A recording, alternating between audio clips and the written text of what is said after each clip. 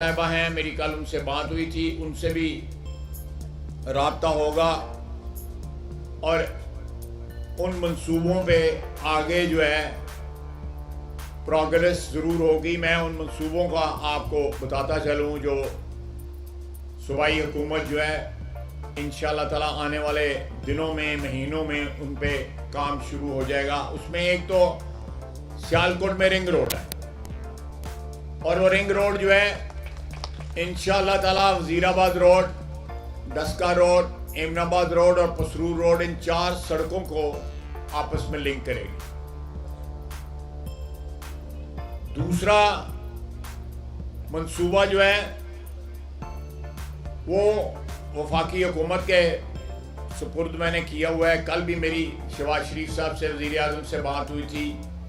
वो एमनाबाद रोड का धर्मकोट में नई तामीर उस सड़क की होना और ड्यूल कैरेज वे बनना। उसके अलावा यहां पे हमारा बच्चियों का कॉलेज है, कचहरियां हैं, जेल है, पुलिस लाइन है, जितने भी सरकारी दफातर हैं, इसका एमनाबाद रोड पे यूनिवर्सिटी के साथ जो मुल्हिका ज़मीन है उसके ऊपर ये बतदरीज जो है ये सारे के सारे वहाँ पे शिफ्ट हो जाएंगे इंशाअल्लाह। और इसकी जगह जहाँ ये खाली होगी तकरीबन 53 एकड़ ज़मीन बनती है, उसके ऊपर एक पार्क तमीर होगा और आइंदा आने वाले वक्तों में कभी भी वहाँ पे कोई बिल्डिंग नहीं बनेगी, वो सिर्फ और सिर्फ पार्क रहेगा ताकि शहर में आने वाली नस्लें जो हैं उस पार्क से फ़ायदा उठा सकें, इस्तेफादा कर सकें और शहर का माहौल जो है वो सेहतमंदाना हो जाएगा। 2 मैंने आपको गिनवा दिए हैं। उसके अलावा डिप्टी साहब, हाँ, शिफ्टिंग ऑफ बस स्टैंड जो है ये हमारा जो अड्डा है, जिसने आप कंटोनमेंट में बाहर आते हैं तो उधर से लेके कोटली बराम चौक तक एक अजाब होता है ट्रैफिक का,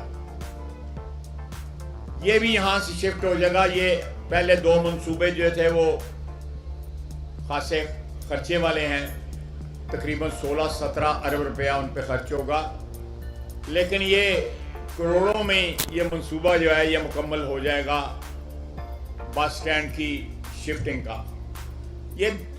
ये मंसूबा इसलिए टारगेट किया जा रहा है कि शहर के अंदर से रश खत्म हो जाए। दिन के अंदर कई लाख लोग जो है शहर में आते हैं, कुछ अपने काम की गर्ज से, फैक्ट्रियां अभी भी शहर में हैं, टैनरियां अभी तक शहर में हैं, उसके लिए आते हैं, और दूसरे साइल आते हैं जो कचहरी आते हैं, जेल में मुलाकाती आते हैं, पुलिस के काम के लिए लोग आते हैं, वकला आते हैं, वकला के क्लाइंट्स आते हैं। इन सब का रश जो है शहर में जो है एक सुकून आ जाएगा। उसके बाद ये भी देखा जाएगा कि अंदरून शहर में जो है ट्रैफिक का क्या क्या किया जाए, जहाँ पे दुकानें हैं, रंग बाज़ार है, बाज़ार कलां है, रेलवे रोड है, इसका क्या किया जाए ताकि शहरियों को एक ऑर्गेनाइज जो है ज़िंदगी जो है यहाँ पे मुयस्सर की जा सके, बजाय इसके कि कोई ट्रैफिक का सर पैर जो है वो नज़र नहीं आता। एक और जो मंसूबा है वो उसी जगह जहां पे बसों का अड्डा है उससे उधर ओवरहेड ब्रिज जो है बनाया जाएगा, जो जाके कोटली बराम चौक के आगे जाके ना वो ड्रॉप होगा। उससे भी जो ट्रैफिक छावनी की तरफ आ रही है या छावनी की तरफ जा रही है या जेल रोड की तरफ मुड़ रही है या उसके नीचे जो दुकानें वगैरह हैं उनको सहूलत होगी। हमने ओवरहेड ब्रिज इसलिए बनाया है कि नीचे जो दुकानदारों के कारोबार हैं वो डिस्टर्ब ना हो। अगर उसको अब हम बनाते अंडर पास बनाते तो आपने देखा है सैलाब के बारिशों के दिनों के अंदर इन तमाम अंडरपासों में पानी खड़ा हो जाता है और पानी निकासी का एक नया मसला जो है वो पैदा हो जाता है। कैप्टन साहब, हाँ, एक वादा किया हुआ है मोहतरमा चीफ मिनिस्टर साहिबा ने कि यहाँ पे, बल्कि जब उन्होंने 5 अनाउंस किए थे तो मैंने उनको मैसेज किया कि इन 5 में एक सियालकोट को भी देना है। उसमें एक आईटी पार्क जो है सियालकोट को भी मिलेगा। लाहौर के आईटी पार्क का मेरा ख्याल इफ्तिताह हो चुका है, लेकिन इंशाअल्लाह ताला सियालकोट के आईटी पार्क का भी जो है वो किसी ना किसी जल्दी उसका भी इफ्तिताह हो जाएगा, उसका भी संग बुनियाद जो है। मैं दिन रात जो है इस सिलसिले में बड़े मियाँ साहब से, कायदे मोहतरम से और वज़ीर आला साहिबा से मैं उनका बड़ा मशकूर हूँ कि वो जिस तरह सियालकोट की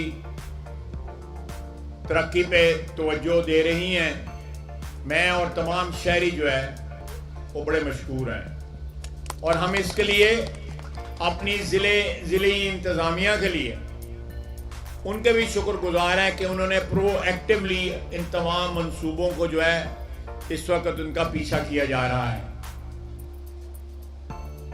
चीफ मिनिस्टर ऑफिस में चीफ सेक्रेटरी साहब के साथ जो सेक्रेटरी हैं चीफ मिनिस्टर साहिबा के, उनके साथ और हमारी सीनियर मिनिस्टर मोहतरमा मरियम औरंगजेब साहिबा के साथ तकरीबन डेली जो है राब्ता है, कल भी राब्ता होना है। और इसमें ऐसे कामों का कॉन्स्टेंटली जो है फॉलो अप करना पड़ता है, पीछा करना पड़ता है। मैंने सोचा कि आज के इस मौके को आपको लेटेस्ट रिपोर्ट जो है मैं आपको दूं। ये कश्मीर पार्क आपने देखा होगा कायद सदर रोड के ऊपर, उसका जो हाल हुआ था वो सबके सामने है। उसमें काम शुरू हो गया है। यहाँ पे एक बड़ा खूबसूरत पार्क जो है वो वजूद में आ जाएगा। और अगर डिप्टी कमिश्नर साहब मेरे इस बात की तस्दीक करें, इसके ऊपर हमारे दफाई अदारे जो हैं ऑलरेडी काम कर रहे हैं। और यार तू तो चुप कर, हमें लोगों को दसना पैंगे तो पीछे खलोता ना है। तो मैं ये आपको पिछले 3 माह की जो है रिपोर्ट कार्ड जो है मैं वो आपके सामने पेश कर रहा था।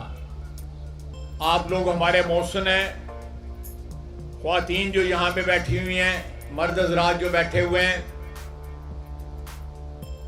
उनकी बदौलत आज हम असेंबलियों में हैं, इक़्तिदार में हैं। अल्लाह ताला की ज़ात के बाद आपके वसीले से ये इक़्तिदार हमारे पास है और ये इक़्तिदार आपके लिए इस्तेमाल होगा इंशाअल्लाह ताला दिन रात। और भी बहुत से मंसूबे हैं जो मैं वफाक की सतह पे जिनके पीछे लगा हूँ, लेकिन माली मुश्किलात की वजह से हो सकता है इस साल नहीं तो अल्लाह ताला हामी और नासर हो तो अगले साल 5 साल हमारी हुकूमत है, आपने हमारे सुपुर्द की है। इसमें हर सतह पे, पंजाब में भी और वफाक में भी, हर सतह पे जो पाकिस्तानी है उनकी जिंदगी में एक खुशगवार तब्दीली आएगी। तमाम तर माशी इंडिकेटर्स जो हैं वो आहिस्ता आहिस्ता इम्प्रूव होना शुरू हुए हैं। मईशत जो क्या कहते हैं इस वक्त जो इंटेंसिव केयर में थी, सांस मुश्किल आ रहा था, मईशत ने सांस लेना शुरू कर दिया है। हमारे मुखालफों ने जो इस मुल्क के भी मुखालिफ हैं, वो इस वतन अजीज का अपने इक़्तिदार के बगैर तसव्वुर भी नहीं कर सकते इसके वजूद का। वो माशी अबतरी चाहते हैं ताकि PMLN और उसके हलीफों की जमात जो है वो जड़ें ना पकड़ सके, अवाम की माशी हालत दुरुस्त ना कर सके और अफरा तफरी का आलम जो है वो फैल जाए, ताकि इस अफरा तफरी में उनके खिलाफ जो इस वक्त उनका जो एहतसाब हो रहा है, जो लूट मार उन्होंने की, जो इस मुल्क के साथ खिलवाड़ किया, उसका जो हिसाब किया जा रहा है, उस हिसाब से किसी तरह उनकी जान छूट जाए और वो दोबारा इक़्तिदार में आ जाए। अब तो वो चीफ जस्टिस को भी दबंग आदमी कहते हैं। लगता है चंद दिनों के बाद जो है वो आर्मी चीफ को भी दबंग जो है सिपह सलार कहेंगे। वो वक्त ज्यादा दूर नहीं है।